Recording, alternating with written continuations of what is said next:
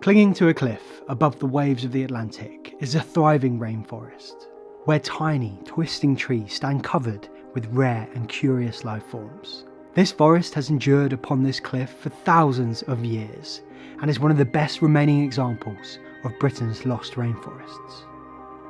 Very few know places like this exist, and even less know why they matter. This is Dizzard Woods. This is a place which I've wanted to see for a very long time. We are entering into one of the many hundreds, if not thousands of fragments of Britain's temperate rainforests. If you've been following Leave Curious, then you know that I've been visiting a few of these, and I want to make a bit of a series out of this. I want to explore the remaining fragments which we have and try and understand them.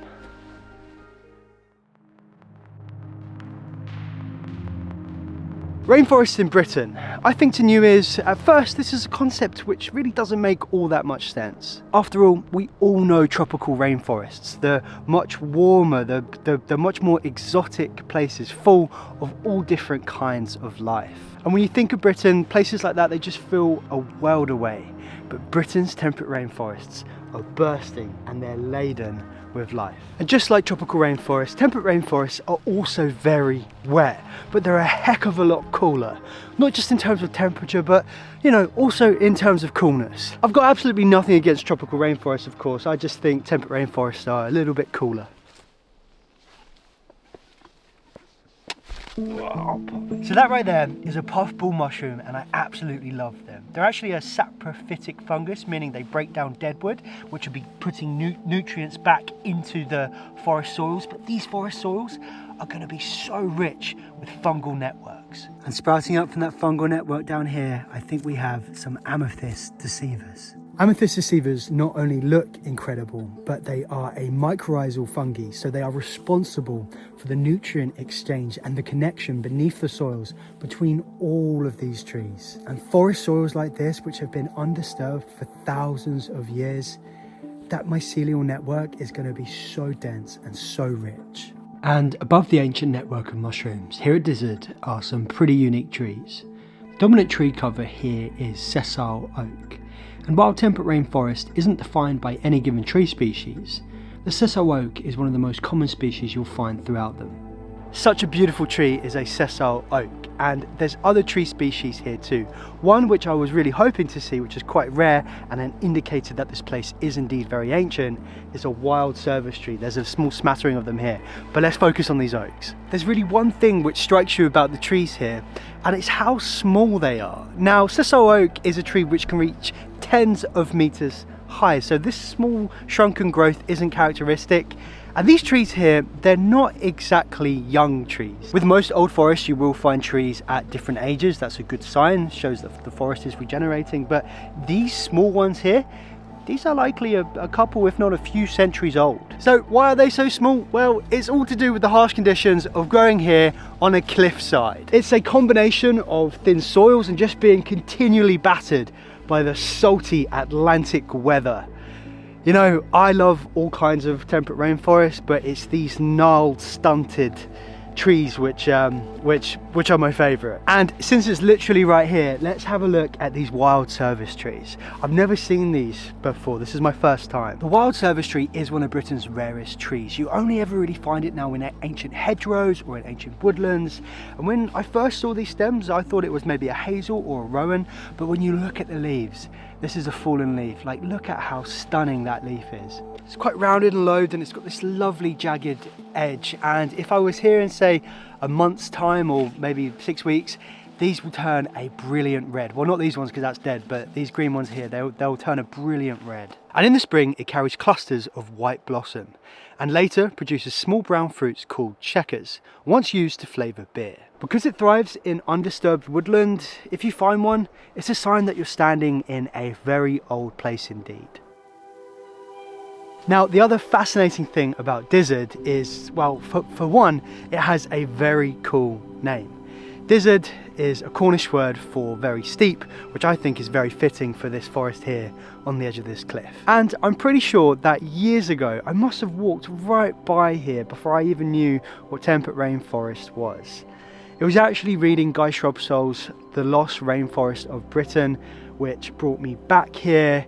If you haven't read this book, I encourage you to pick one up or even listen to it if you're curious about Britain's rainforests. And like all ancient rainforests, Dizzard Woods has stories and legends woven into its history. Cornwall has always carried a folklore of its own, a land of piskies and giants, of mermaids luring sailors from storm-tossed cliffs, and groves said to hold druidic secrets. And when you walk in a place like Dizzard Woods, a place that very likely would have seen and heard the origins of these legends, it almost comes to life around you. These places really do feel magic. And how old is it?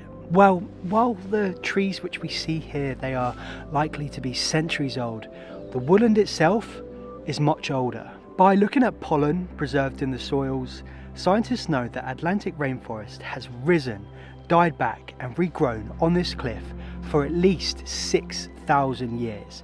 And that's just a conservative estimate. We know that after the last ice age, trees moved to northward, so it's very likely that this forest could have been here since the last ice age. These stems which we see today, while they might not be that old, they are the direct descendants of those first oaks.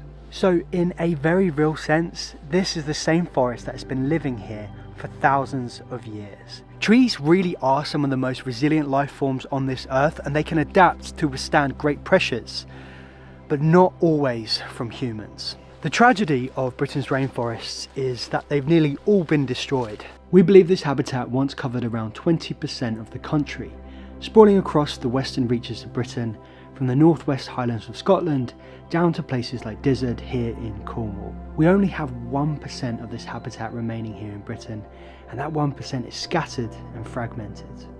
And you know, while I love coming to these places and exploring them and seeing them, and while I always try and focus my efforts and my work toward restoring nature, I can't help but just feel deeply saddened by the loss of rainforest here in Britain.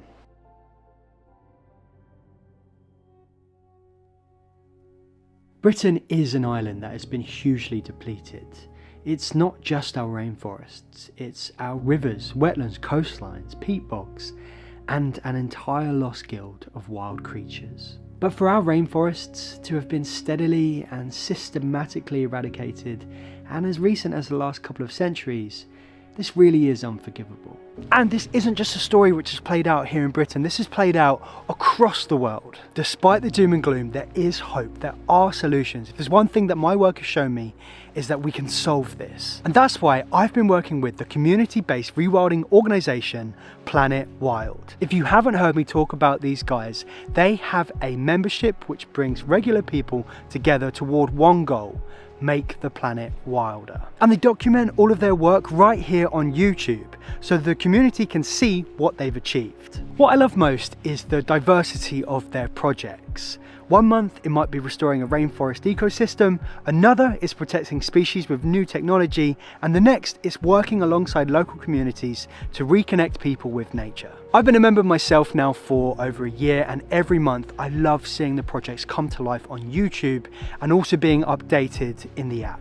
It's inspiring because, you know, it shows that restoration isn't just one thing happening in isolation, it's a movement happening in so many different ways all around the world. Their membership has now grown to over 13,000 people globally, and it's something that anyone can be a part of, no matter where you're from and what you can contribute.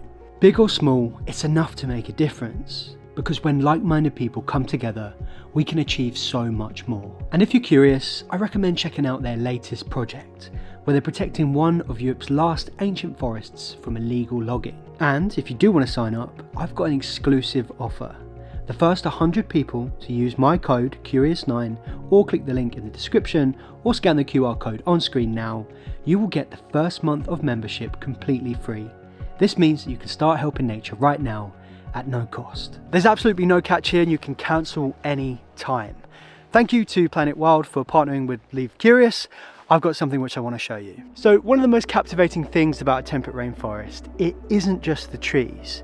It's the bryophytes and epiphytes which cloak every surface in this living tapestry. Mosses, liverworts, lichens and delicate ferns thrive here, covering rocks, trunks and branches. Many of these species are internationally rare, making them globally important. Now, I'm really no expert. I think it takes years of experience and well-trained eyes to start picking out the individual species. But here at Dizzard Woods, there is one which I will be able to identify, and I'm starting to see it appear all over these trees. And that is tree longwort, Lobaria pulmonaria. Don't get me started on Latin names, I'm really not good at it. But the funny thing is many of these rare lichens, they don't even have common names, so I best get practicing. So Lobaria is absolutely awesome for a few reasons. The first thing to say is that this is causing absolutely no harm to the tree. It's simply using it as a surface to grow upon. If anything, it's actually aiding the environment around it, because this lichen can fix nitrogen from the air. It's called tree longwort because its leaf-like fronds look like the surface of lungs, and in old folklore people believed it could heal lung diseases. And this belief might be because tree longwort only grows in regions where the air is pure and free of pollutants. It simply will not tolerate it. And here on the edge of a cliff, it's a microclimate of wet and beautifully clean air, and that's why it's absolutely bursting here. And seeing tree longwort climbing up the tree like this is incredible because it's incredibly slow growing. It grows just a few millimeters each year. So this one that we're looking at is likely decades old, and I'm just hoping that I find an even bigger clump of it here. And I must ask you that if you ever visit a temperate rainforest, or any natural habitat for that matter, please do so respectfully. While I believe we should all be more connected to nature, you know, in order to connect with nature we have to experience it, but we must do this in a safe and respectful way. You know, I feel like I've got a bit of responsibility to say these things because these videos get quite a few views now. Take only pictures and leave only footprints, or at least in a temperate rainforest, you know, you have to be careful where you tread. Just inland on Bodmin Moor is another very special fragment of rainforest. Tucked within the Kabila Valley is an evolving landscape home to an exciting project.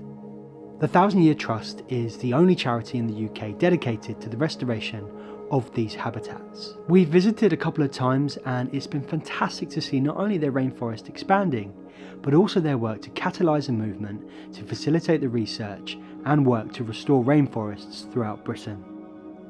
There's so much good stuff going on there, and it's very likely we'll be heading back there soon. But in the meantime, do have a look at their website to learn more, or better still, pick up a copy of Merlin's book, Our Oaken Bones. It's a personal story of the significance of Kabila Woods and the origins and ambition of the Trust. A real disproportionate amount of times that I've come to a rainforest here in Britain, it's been completely blue skies.